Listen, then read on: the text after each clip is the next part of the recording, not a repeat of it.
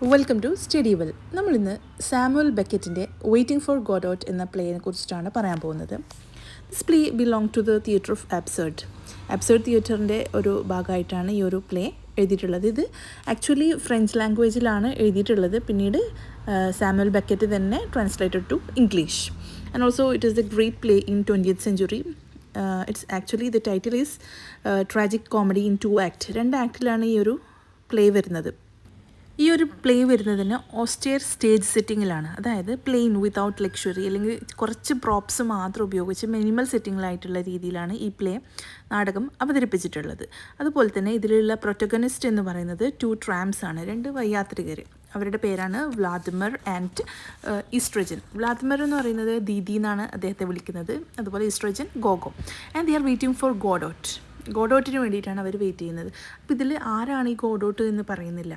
അതുപോലെ എന്തിനു വേണ്ടിയിട്ടാണ് ഇവർ ഗോഡോട്ടിന് വേണ്ടിയിട്ട് വെയിറ്റ് ചെയ്യുന്നതെന്നും അതിൻ്റെ പേർപ്പസ് എന്താണ് ഒന്നും പറയുന്നില്ല. അപ്പോൾ അത്രയും ഒരു മീനിങ്ലെസ് ലൈഫ് പോർട്രേ ചെയ്യുകയാണ് ഈ ഒരു പ്ലേയിലൂടെ സാമുവൽ ബെക്കറ്റ് ചെയ്യുന്നത്.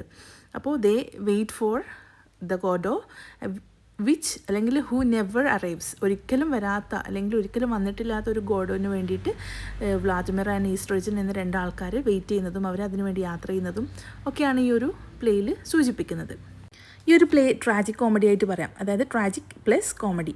ഇതിൽ പല ട്രാജിക് എലമെൻസും കോമഡിയിലൂടെയാണ് അവതരിപ്പിച്ചിട്ടുള്ളത്. നമുക്ക് കോമിക്കലായിട്ട് തോന്നാം എങ്കിലും സീരിയസ് ആയിട്ടുള്ള വിഷയങ്ങളെയാണ് ഇതിൽ പ്രതിപാദിച്ചിട്ടുള്ളത്.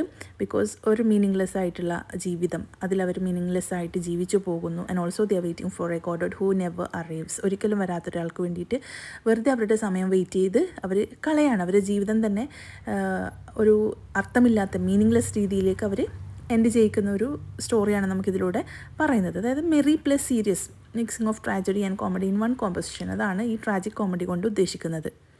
ഈ ഒരു സ്റ്റോറി തുടങ്ങുന്ന സമയത്ത് തന്നെ നമുക്കറിയാം മിനിമൽ സെറ്റിംഗ് ആണെന്ന് നമ്മൾ ആദ്യം പറഞ്ഞു. അതിലൊരു റോഡ്, അതുപോലെ തന്നെ ലീഫ്ലെസ് ട്രീ, 2 ആക്ടിലായിട്ടാണ് ഈ ഒരു സ്റ്റോറി പറയുന്നത്.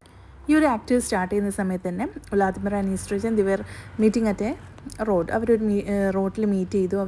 അവരുടെ മീനിങ്ലെസ് ആയിട്ടുള്ള സംസാരങ്ങളും ജോക്സും ഒക്കെ ആയിട്ട് അവരിങ്ങനെ സമയം നീക്കുകയാണ്. And also they were having physical problems. ഒരാൾക്ക് ഷൂ ടൈറ്റ് ആയതുകൊണ്ട് കാല് വേദനിക്കുന്നുണ്ടായിരുന്നു, മറ്റൊരാൾക്ക് പോസ്റ്ററോയിഡ് ഗ്ലാൻസിൻ്റെ വീക്കം കാരണം നടക്കാൻ പറ്റുന്നില്ല. അപ്പോൾ ഫിസിക്കലി അവർ കുറച്ച് ബുദ്ധിമുട്ട് അനുഭവിച്ചുകൊണ്ടാണ് ഇങ്ങനെ അവർ നടക്കുന്നതും വെയിറ്റ് ചെയ്യുന്നതൊക്കെ. അപ്പോൾ അതിനിടയിൽ അവർ 2 ക്യാരക്ടേഴ്സിനെ കൂടി മീറ്റ് ചെയ്യുന്നുണ്ട്, പോസോ ആൻഡ് ലക്കി. പോസോ എന്ന് പറയുന്നത് master of Lucky. And also he's a very cruel and arrogant loud man. ലക്കിയെ വളരെ ക്രൂരമായിട്ടാണ് അദ്ദേഹം നോക്കുന്നത്. ആ രീതിയിൽ വളരെ കഷ്ടപ്പെട്ട് എന്തെങ്കിലും ബുദ്ധിമുട്ടുള്ള ജോലികളൊക്കെ അവനെ കൊണ്ട് ചെയ്യിപ്പിച്ചിട്ടും ഒരു സ്ലേവ് മാസ്റ്റർ റിലേഷൻഷിപ്പ് നമുക്കതിലൂടെ കാണാൻ പറ്റും. വ്ളാദിമിറും ഈസ്ട്രജനും ലക്കിയെയും പോസോയെയും കാണുന്നത് എങ്ങനെയാണെന്ന് വെച്ചാൽ ഒരു വലിയൊരു കരച്ചിലിരിക്കും. They hear a cry. It was ലക്കിക്ക് പോസോൻ്റെ അടുത്ത് കുറേ അടി കിട്ടിയ സമയത്ത് അതിലുള്ള കരച്ചിലായിരുന്നു. അപ്പോൾ അവർ മീറ്റ് ചെയ്തു. അങ്ങനെ ലക്കിയെ ഒരുപാട് സമാധാനിപ്പിക്കുകയൊക്കെ ചെയ്തു.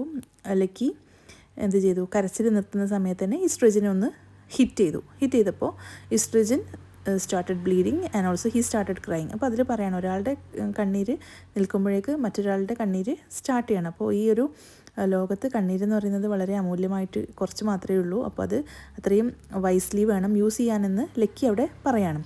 അതുപോലെ തന്നെ ലക്കി കുറേ കാര്യങ്ങൾ ചെയ്തുകൊണ്ട് ഇവരെ എൻ്റർടൈൻ ചെയ്യിപ്പിക്കുന്നുണ്ട്. ഡാൻസും അതുപോലെ തന്നെ സ്പീച്ചൊക്കെ നടത്തുന്നുണ്ട്.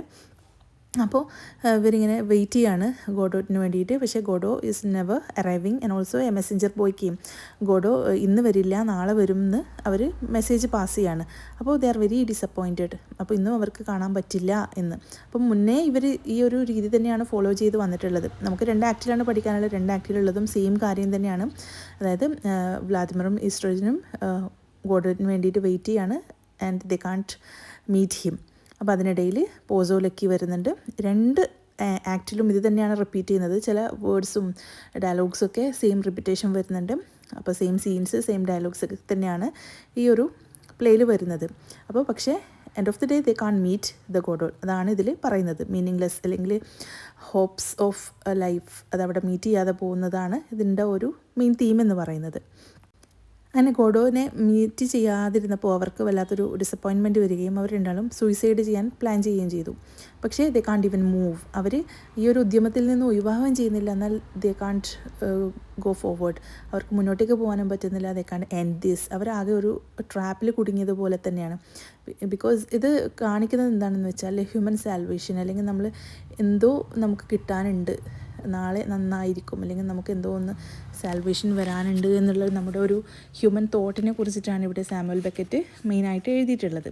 കാരണം നാളെ എന്തോ നല്ലത് വരാനുണ്ട്, അല്ലെങ്കിൽ waiting for A meaning full life, salvation, അല്ലെങ്കിൽ ചേഞ്ച് ദാറ്റ് നവ് കംസ്. ഒരിക്കലും വരാത്ത എന്തോ ഒരു ചേഞ്ച് നമുക്ക് ഇനി കിട്ടാനുണ്ട്, അല്ലെങ്കിൽ എന്തോ ഒരു നല്ല കാലം വരാനുണ്ട് എന്ന് വിചാരിച്ച് നമ്മൾ വെയിറ്റ് ചെയ്യുന്നില്ലേ. അതുപോലെ തന്നെയാണ് ഇവിടെ ഈ രണ്ട് വ്ളാഡിമിർ ആൻഡ് എസ്ട്രജൻ എന്നുള്ള രണ്ട് യുവാക്കളുടെ കാര്യം പറയുന്നത്. അവർക്ക് ഒരുപാട് ഫിസിക്കൽ പ്രോബ്ലംസ് ഉണ്ട്, എന്നിട്ടും അവർ they are waiting for the God. അവർ പല രീതിയിൽ അവരുടെ ടൈം പാസ് ചെയ്യാൻ വേണ്ടിയിട്ട് അവർ നോക്കുന്നുണ്ട്. അവർ ബൈബിളിലെ സ്റ്റോറീസ് പറയുന്നുണ്ട്, ആൻഡ് ദേ ആർ മീറ്റിംഗ് പൊസോലക്കി. അവരുമായിട്ട് കോൺവെർസേഷൻ നടക്കുന്നുണ്ട്.